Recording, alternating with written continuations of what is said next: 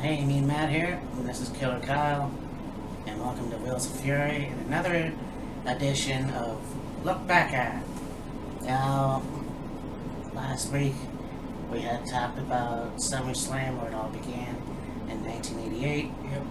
Unfortunately, I didn't read the fine print, and there was There was 3 Summerslams that took place at the Barclays Center. yes. 2015, 2016, and last year's. So, we're gonna do 3 episodes tied to SummerSlam, so I guess we'll begin now.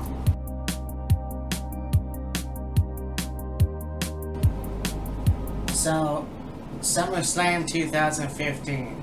Now, we talked a little bit about it in our best and worst series. Right. So, well, we talked more about the Undertaker-Brock Lesnar match, which we'll get to briefly. Right, yeah. But this is a year kind of where, I don't know, it just took off in new ways. You got the Wyatt family who were starting to break off, I guess. Yeah. You had the New Day. You had a lot of cool shit that happened this year. And of course, we'll get into that match that we're going to talk about. Yes. Undertaker and Lesnar. Yeah, it's interesting to see, the Wyatt family ended up kind of having, a falling out where, for some weird reason, they had Bray Wyatt on his own, they had Luke Harper and Eric Rowan go on their own, and then, eventually, then they got back together, and then they added Braun Strowman, and now you look at it, and you got Bray Wyatt with Matt Hardy. You got Luke Harper and Eric Rowan as the Bludgeon Brothers. You've got Braun Strowman right now as Mr. Money in the Bank. So, I think when they initially, split up the trio before it became a quartet, it might have been a good idea on paper, but it was probably too soon. Yeah. And then they put them back together. They were off on a tear. Added Braun Strowman as their extra muscle, and then when they put Bray Wyatt on Raw, there were Bludgeon Brothers on SmackDown, and then of course adding Braun Strowman. It's okay, now it makes some sense. They're all doing fairly well for themselves. They're on rolls. You had Bray Wyatt and Matt Hardy as Raw Tag Team Champions. Eric Rowan and Luke Harper right now are the SmackDown Tag Team Champions. Like I said, Braun Strowman won the Money in the Bank earlier, a couple months ago. So, Yeah, and the thing is, I was a huge fan of the Wyatts. Oh, yeah. Going back to NXT, and, well, you've seen my Halloween video.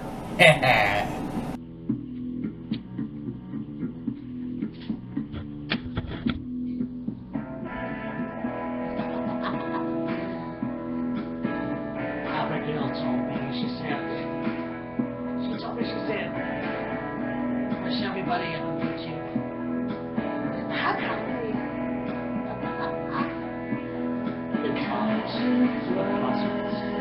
But looking at the whole thing, it's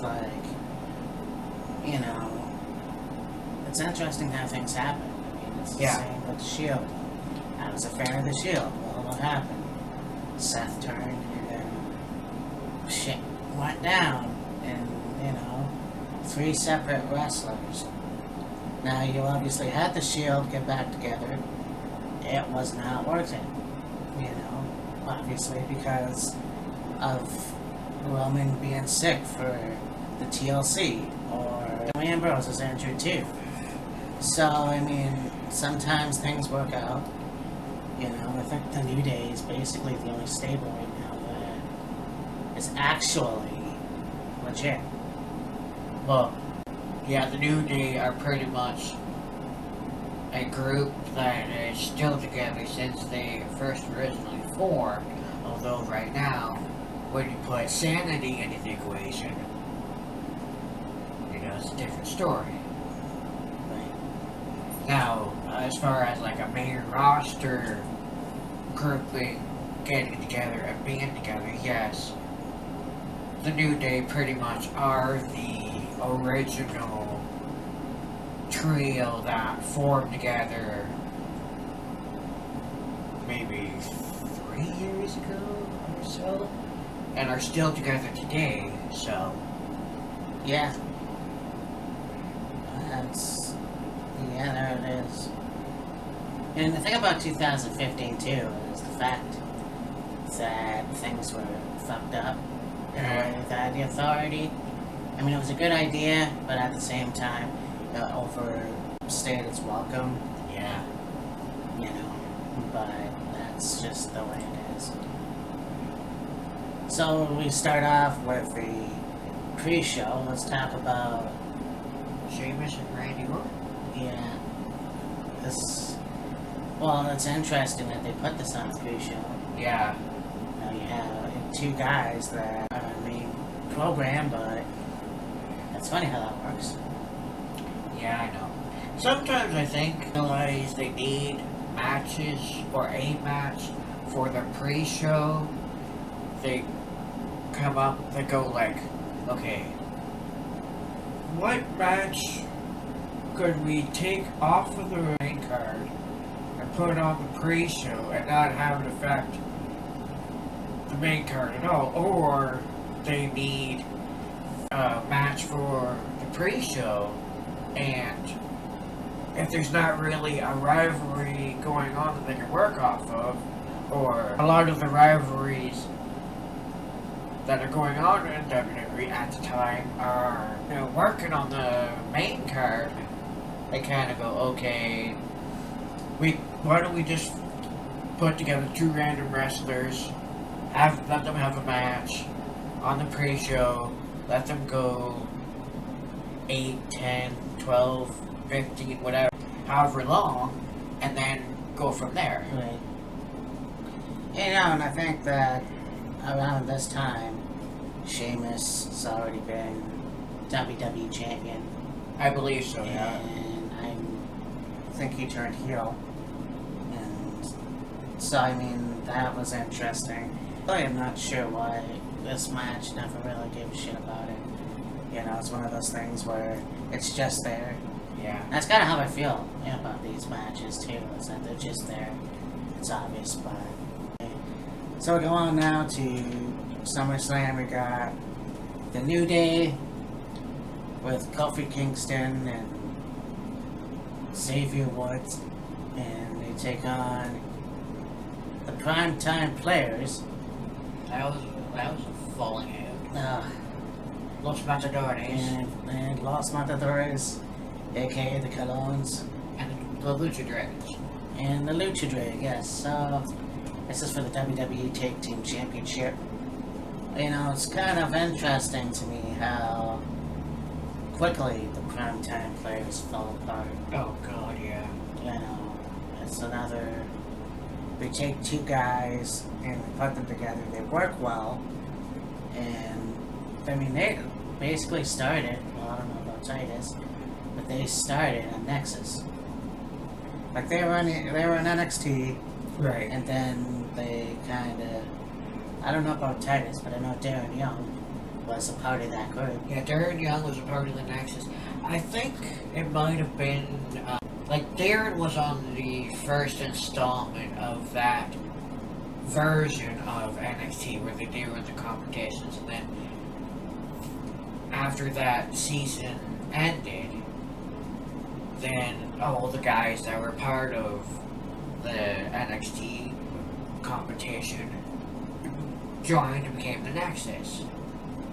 I believe Titus was on NXT maybe a year or two after that. Yeah. Yeah, I think so. Because Titus wasn't a member of the Nexus at that point.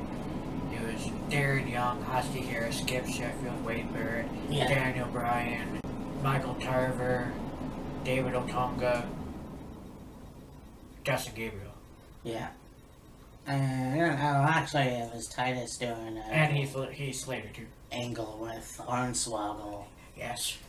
in NXT, which was kind of interesting. Yeah. But anyways, yeah. So New Day won.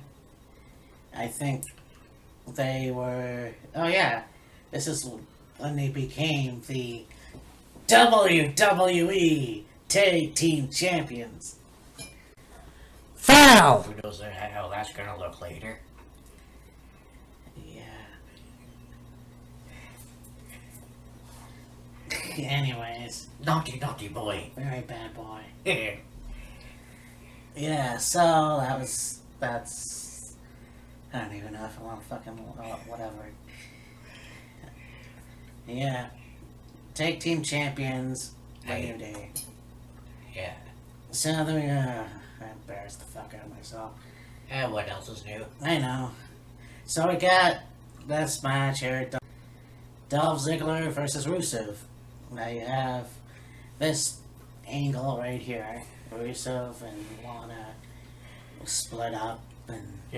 Rusev and Lana have a falling out, and so Lana goes with Dolph, and Rusev brings in Summer Rae to be his version of Lana, and yeah,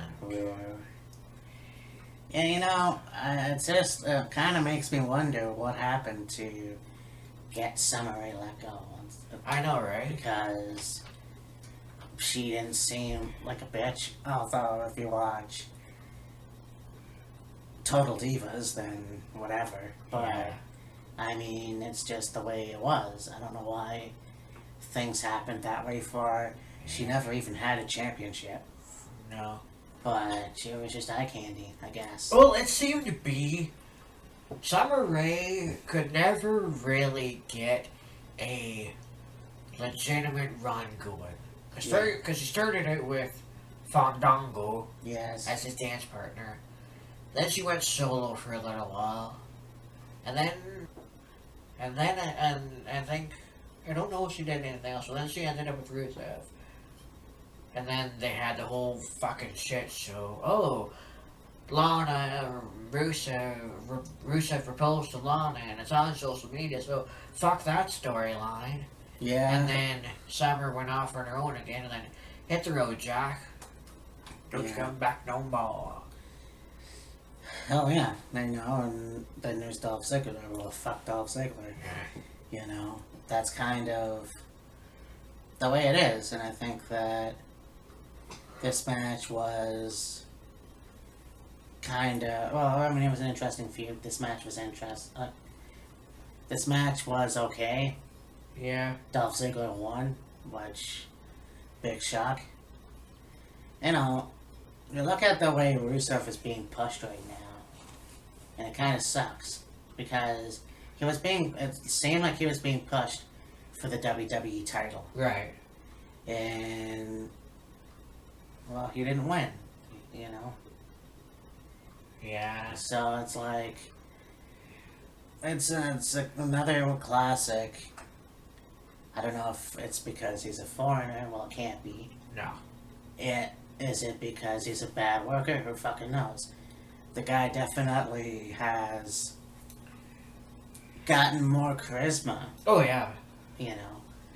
It's just a matter of, what are you going to do with him now? I mean, This isn't starting rumors or speculation or anything like that. It's just an opinion. Maybe WWE just doesn't find Rusev as championship material. Well, WWE championship material, at least.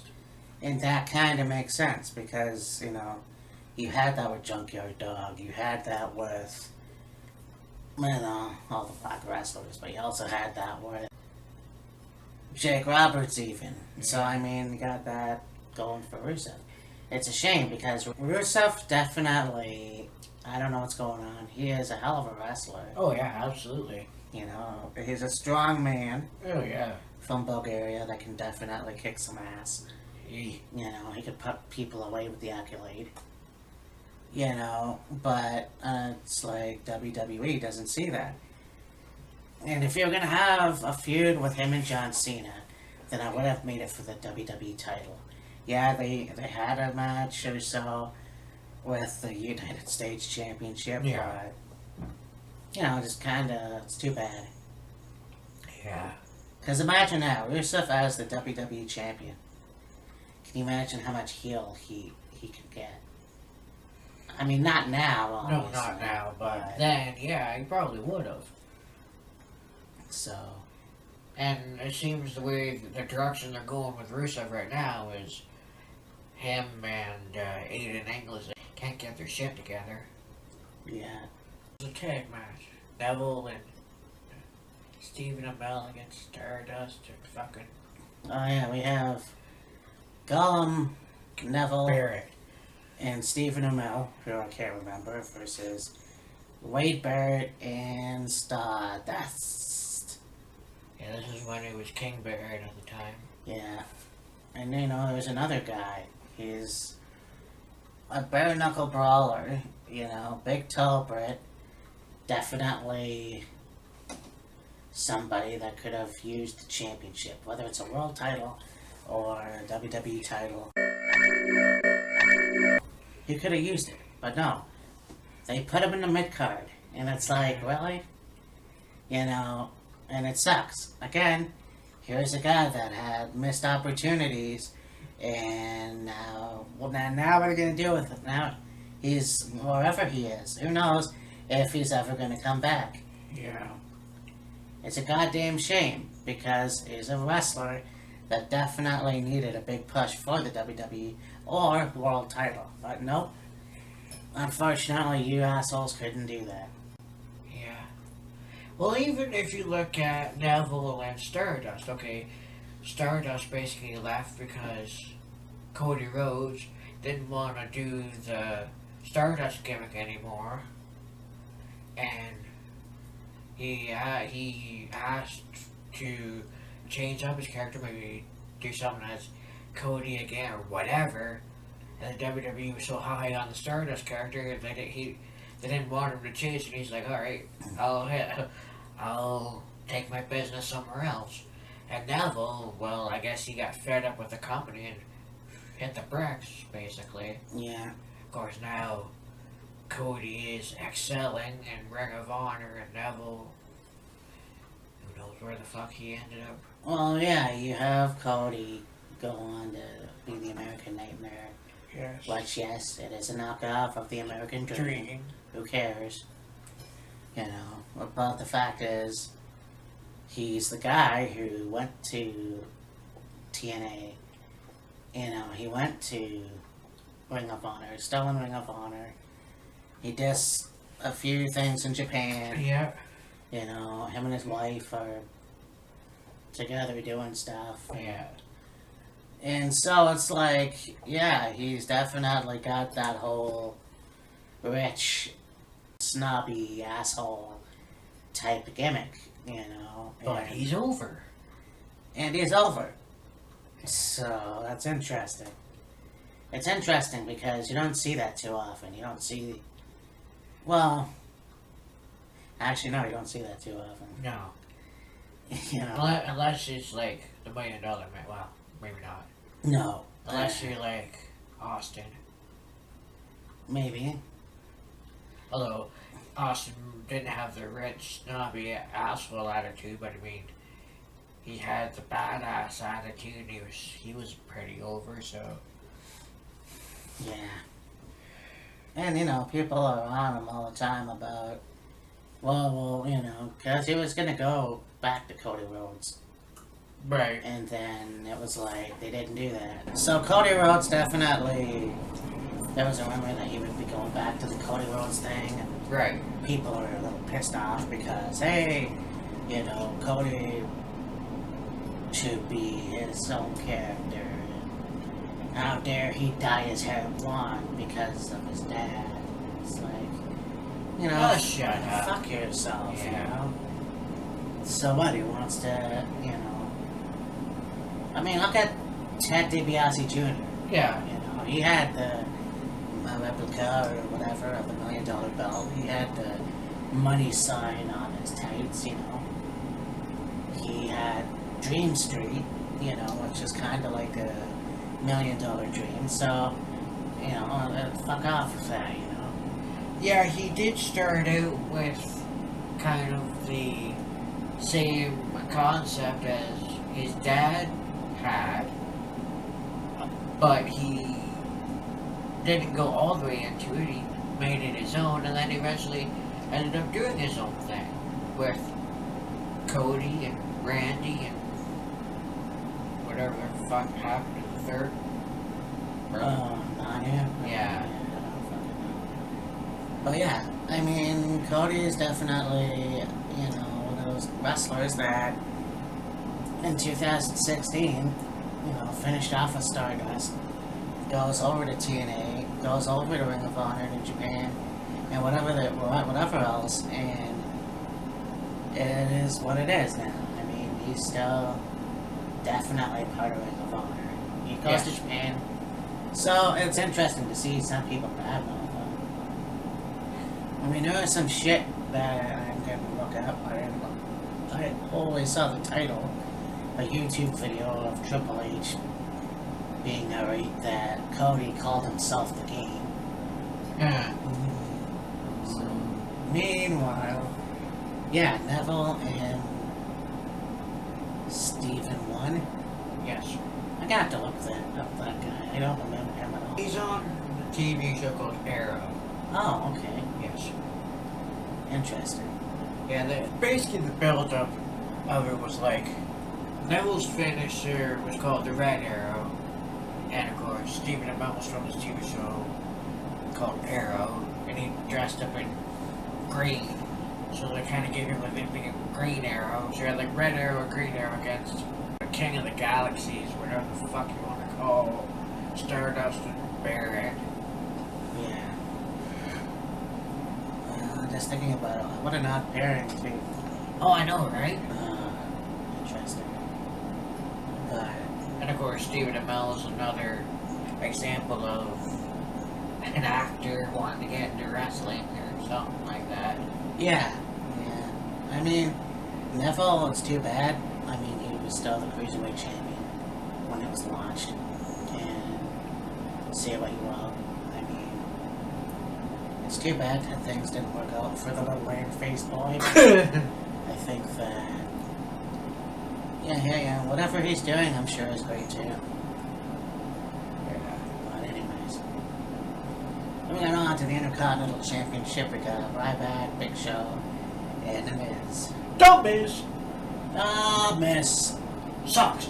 Yes, big time. Yeah, so, I mean, you got the Big Show that definitely, I'm not sure what year this was. Well, I mean, this was, It was 2015. I know, I mean, when he won the Intercontinental title. Well, he won the Intercontinental title from Cody at WrestleMania. Yeah, it wasn't that year, though. No, I think it's like 2016 or 17. Or 2014. Yeah, something around there. No, it wouldn't have been 2014, but in any case... Somewhere in there. You know, another guy that definitely one of the best Grand Slam champions, the Big Show. Yes. But definitely well-deserved, of course. The Miz being another one, and of course, Ryback. You know, I really wish Ryback would have worked out. Yeah. But here's a guy coming from Skip Sheffield, Yes. and then, you know, coming to the WWE as Goldberg Van Dam. Yeah. It was like, it didn't really work that well. I mean, it kind of did, and it kind of didn't. Right. I mean, because you had the food puns and the feed me more and the sometimes bloodshot eyes. Yeah. It kind of, I don't know, it was kind of like they wanted to do a winning streak, and eventually it, you know, didn't happen. He had a shot for the WWE title against CM Punk, and then, you know, that fucked up. And so, another wasted talent. Yeah. And then, of course, his attitude backstage. Yeah. But I think Ryback definitely could have gotten more. I think if his attitude was better, I don't know. Yeah, maybe. There's a whole story. I can't really pick any sides, but whatever. It's just like, at least he got the Intercontinental title. Yeah. So he did win this match. Right. So go on to a take match. We got Dean Ambrose and Roman Reigns versus the Wyatts. So it was Bray Wyatt and Luke Harper. You know, and we talked about the Wyatts earlier. Let's, you know, talk about when Eric Rowan left. And for a short while, became a face. Yeah. Which was kind of interesting. I think the Wyatts definitely were an interesting stable. I really enjoyed them, like I said. It's just a shame. Yeah. But, again, it's another one. Dean Ambrose and Roman Reigns. This is when Roman Reigns was actually being cheered. Yeah, exactly. You know, and what could they do with him? And who knows what they're going to do with Dean Ambrose when he comes back. Yeah. But anyways, Dean Ambrose and Roman Reigns won. And yeah, this was a pretty good match. Certainly was. Next we got, Seth Rollins against Cena, winner takes all. Cena was the US champion at the time. Seth Rollins was the World Heavyweight Champion. And it seemed like any time Cena and Rollins get in the ring together, they had fairly good matches. Of course, up until the time fucking Rollins broke Cena's nose, pancaked into his face. And I think that's the thing. People were like, oh, Rollins is dangerous to work with. It was probably an accident. I don't think. Yeah, well, I don't think. Seth had a few accidental encounters during matches. I mean, Should something happen? breaking Cena's nose, Sting getting his neck injured. Well, I mean, Sting blames himself. But, Well, yeah. I mean, you look at it. You can look at it from both sides. Yeah. And then, you know. I mean, Seth just basically did a movie done pretty much his entire tenure in WWE, the Buckle Bomb. And I guess Sting taking it didn't take it as properly as he was supposed to, and yeah. Like, you can even see Sting after that, like, he was having a little bit of problems with, well, it looked like he was just having problems functioning, and then, of course, he ended up collapsing, and he did like an interview afterwards, and he said, yeah, after it happened, I had numbness in my hands, and my legs just couldn't hold me up and stuff like that. And it's like, wow. Well, you look at a guy and you think, okay, out of all the WCW guys that jumped ship to WWF, he is the one guy that never came to WWE. Well, WWF. And then he goes over when it's WWE finally in 2015. Well, actually started in 2014 making appearances. Yeah. Coming into 2015, losing to Triple H at WrestleMania, which I thought was a Nico Boost bullshit match. Then this match here, or the match at Clash of Champions with Seth Rollins, you know. And then what happens? Well, he gets inducted into the Hall of Fame and says, I'm retiring. Yeah. You know. So I don't know what happened. Like, I don't know if... yeah, honestly, I don't know what fucking happened. I mean, and it's a very disappointing thing because you could have had Sting as the champion at some point in the WWE. You could have had the belt, but no, something happened. And it fucked up. And Well, see, here's the thing, dude. When Sting came to WWE, yes, he had a match with Triple H at WrestleMania. Yes, he had a world title match against Seth Rollins, and he did a few other things, and had a match on Raw, and all this and all that. But you really kind of wonder, though, how much longer Sting was actually wanting to go in his career. Like, he was on a table for three I saw there not that long ago. And, you know, Sting was wrestling for almost 35 years. Yeah. So, I mean... True enough. I mean, you look at guys like Flair. You know, Flair wrestled up until his mid-60s. True. And, you know, I mean, it's a different, you know, different people. You look at Sting, you think, well, he seems healthy enough. Oh, he for sure was. Compared to Flair, but, you know, Oh, yeah. it's just kind of, it was just disappointing to me. Like, Sting was healthy, and Sting was still in amazing shape, and he could still go for, I don't know, 54, 55, 56, somewhere in there, roughly. Yeah. And just one of those freak things where one wrestling move basically brings an end to your career. Now, as much as it's unfortunate that it happened, Sting has the able to say he got to retire in WWE. Yeah. Whether he eventually would have at some point would have went however long, you know, wrestled more matches and did more things for WWE, whatever. At least he has the distinction of being able to retire On in his own WWE. terms. Well, on his own terms and in WWE. Yeah. So there's that much. Oh, that's true enough. But that's off topic. But yeah, so Seth Rollins beat John Cena to become both WWE champion.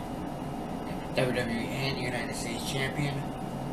And I must say, it was interesting the fact that let Seth have the WWE and United States championships. Yes, it was only for maybe 2 or 3 months or whatever, however long it was, but at least he could say he was a dual champion.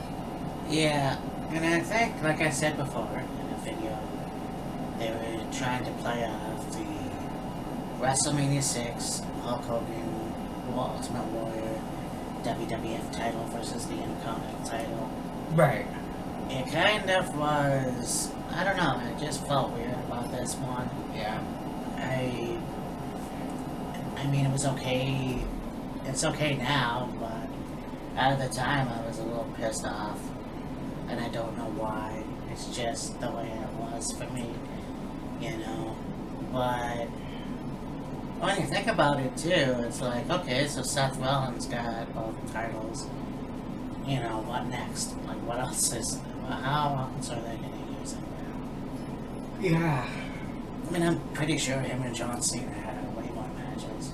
Oh, they did. That's So, you know, and to John Cena's credit, yeah, he's not my favorite wrestler, but he's still damn good at what he does. Oh, yeah. And definitely takes time to help out other people. Like, he's one of those guys, and that's why I respect him so much. He doesn't think about himself usually. No. You know, whether you like him or not, that's just the way it is, I think. Yeah, because I think John is either the top or one of the top wish granters for Make-A-Wish Foundation. He's like 500 plus now. So, that just goes to show you what kind of guy Cena is. Yeah, he may not be. He's a polarizing figure, no doubt. Some people like him, some people don't. The people that don't like him, very ridiculous reasons and opinions why they don't like him. Face the facts.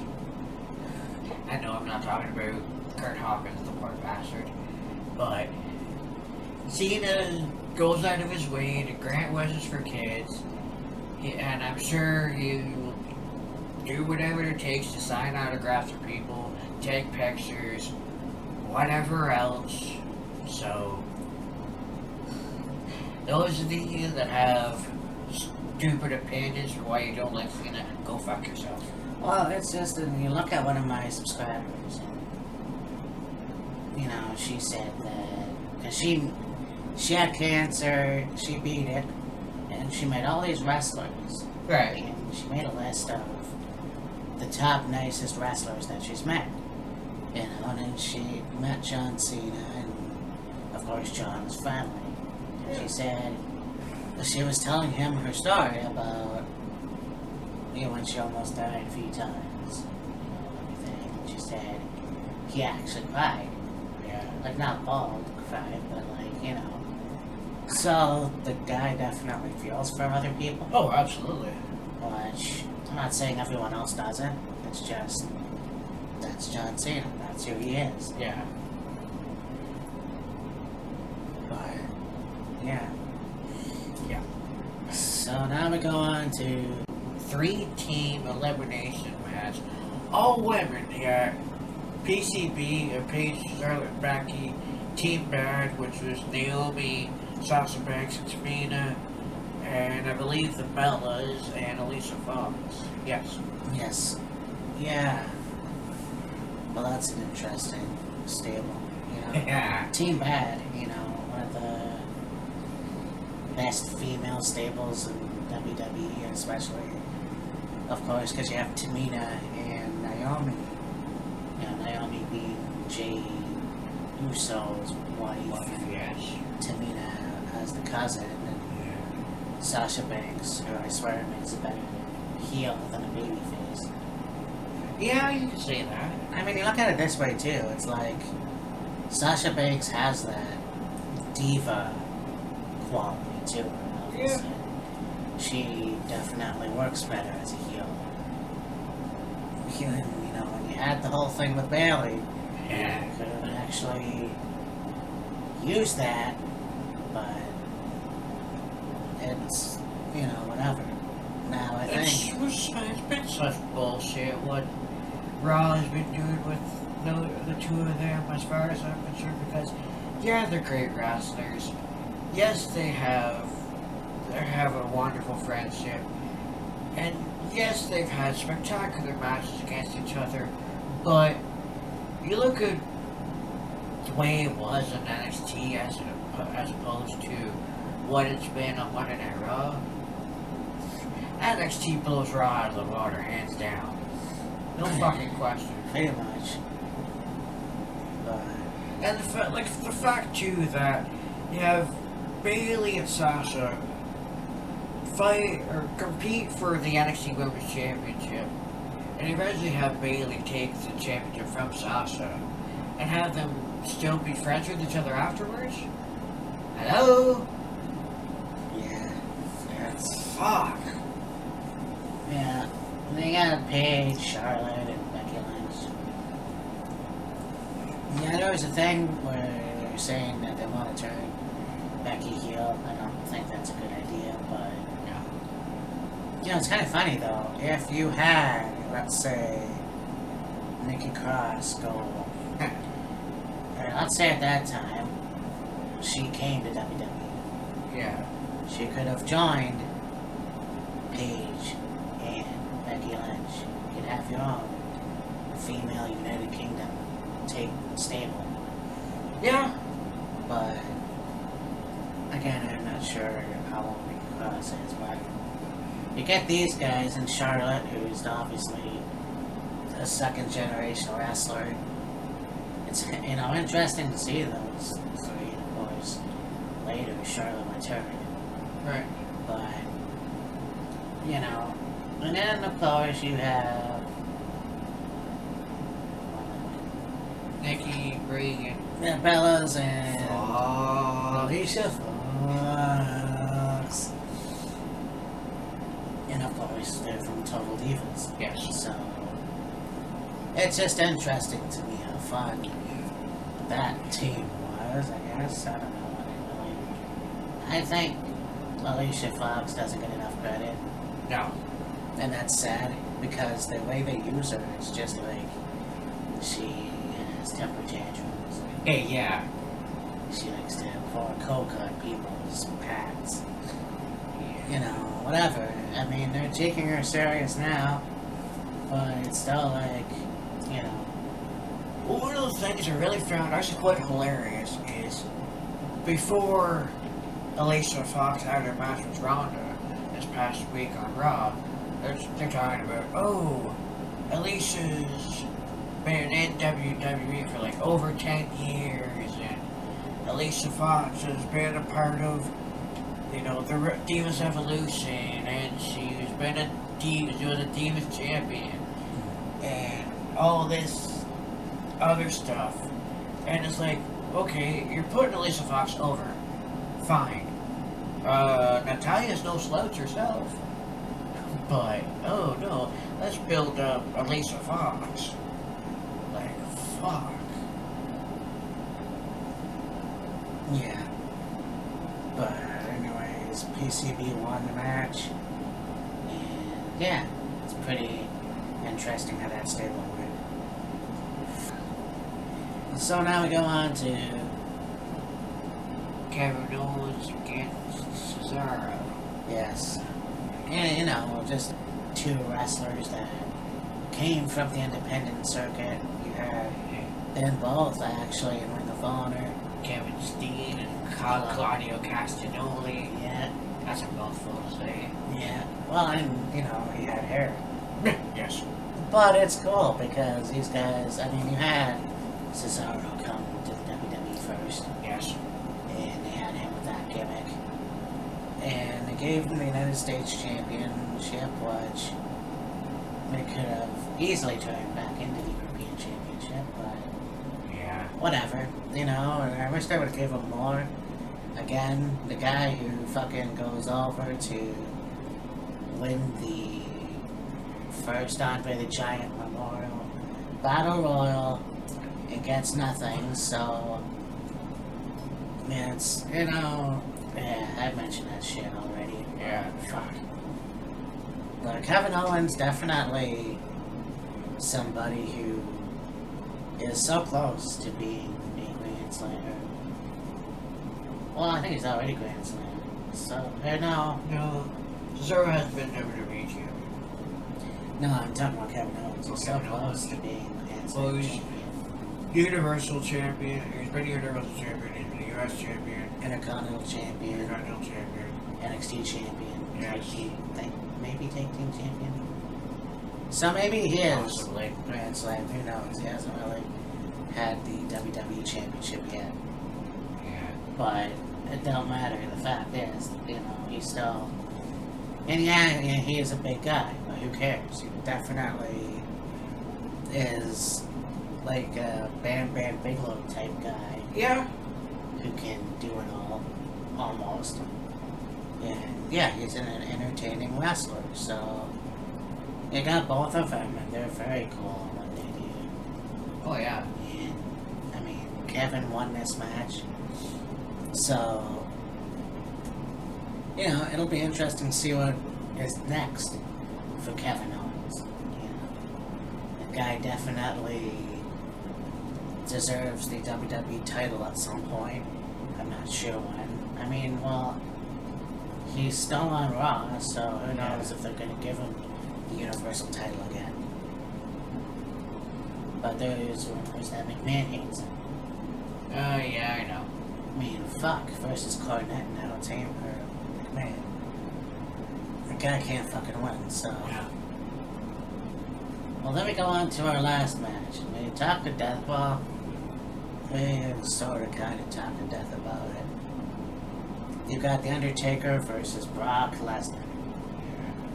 And, yeah, this was supposed to be interesting. Kind of was. I mean, Taker won, but I didn't think that Lesnar tapped out. Right. But it says he did, so I mean, that was an interesting feud. I mean, here you have in 2002 or 2003, actually, Undertaker and Brock Lesnar had some very good matches. Yes. You skip ahead to WrestleMania 30, Yeah. and you go, all right, well, we're gonna have Brock Lesnar beat the streak, and it's like people lost their shit. Oh, absolutely. And it's like, okay, so you have a guy that's been in the business in the WWE for 3 decades. Just about, yeah. So what more do you want him to do? Like, the guy's almost broken. I can't imagine being that tall and doing what he's doing and not having injuries. Yeah. So the way it worked was, of course, going into that match and being concussed by Lesnar or whatever. Yeah. Oh, there's no doubt in anybody's mind that Taker was concussed by Lesnar, especially when he goes to the back and fucking drops like a rock. But you have to look at it this way. You look at Asuka, and I said this time and time again. Asuka lost the streak. She's no longer relevant. And I'm sorry, but the same goes for Taker. As much as Taker was a great WWE champion, a world champion, and all that, the main reason that people watched WrestleMania was because of the streak. Yeah. I mean, that's one of the reasons. And now, it's gone. It's been taken away. So, you look at it this way, and Undertaker just, if it were me, I wouldn't have brought him back. Because you bring him back to face Bray Wyatt, and it's like, okay, whatever. And then you face Shane McMahon, okay, whatever, And Roman Reigns, well, he kind of looked pathetic in that match. And then, of course, this year with John Cena. Well, I can imagine it does a toll on your body. Oh, for sure. And my question is, when is Mark Calloway gonna say, you know what? I'm fucking done. I just wanna go home and I wanna live the rest of my life with my kids and my wife or whatever, and that's it. Because he's done it. The way they've got Taker going right now, because of the fact that he's working such a reduced schedule, he can go as long as he wants. I know. I mean, WrestleMania, he did the greatest Royal Rumble. He's gonna be in an October match with Triple H. Yeah, he's gonna be in Melbourne having a match with Triple H in October. He'd made an appearance for the 25th anniversary of Raw. So I mean, because of the fact that he's not wrestling as high or as grueling a schedule as the other competitors. I mean, yeah, the man is 52, 53, somewhere in there. He probably wanted to work a reduced schedule, but I think too, because of the fact that it is The Undertaker, anytime he's going to be on a card, no matter if it's WrestleMania, or a live event on the network, or Monday Night Raw, or SmackDown, it's going to be big, no matter what, because it's Taker. I know, and that's the thing, and that's fine. It's just, when is it gonna be enough? Like, the guy is gonna collapse in the ring one day, and he'll have to be forced to retire, you know. Either that or whenever Taker feels like it's time to ride off into the sunset, hang up the boots for good, it's going to be on Taker's terms. And then you look at somebody like Ric Flair, and you know, I bitched about him a lot. Like, when the fuck is this guy gonna go and retire? And of course, I make videos about that. But the fact of the matter is, he did what he did. You know, he retired from WWE after his match with Shawn Michaels. Bullshit. Then went to TNA. Like 2 years later, still managed to have a match or whatever. Yeah. It was just a disgrace. I saw a match with him and Hogan, and I was like watching a blubber fly. You know, that's crazy. Yeah. So, it kind of sucks when that happens. I mean, I understand that you're passionate, and Ric Flair's case has to pay alimony, but yeah, there's a time when you have to swallow your pride and say, you know what, I'm done. I can't do this no more. Like, and here's the thing: I don't like Shawn Michaels as a wrestler. I don't. Maybe as a human, I don't know. But I don't like Shawn Michaels. To me, I think it was too early for him to retire. Yeah. But there it is. So that was SummerSlam 2015. An interesting turn of events happened.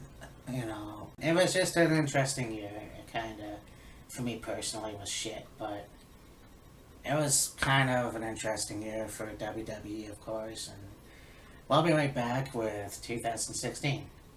So stay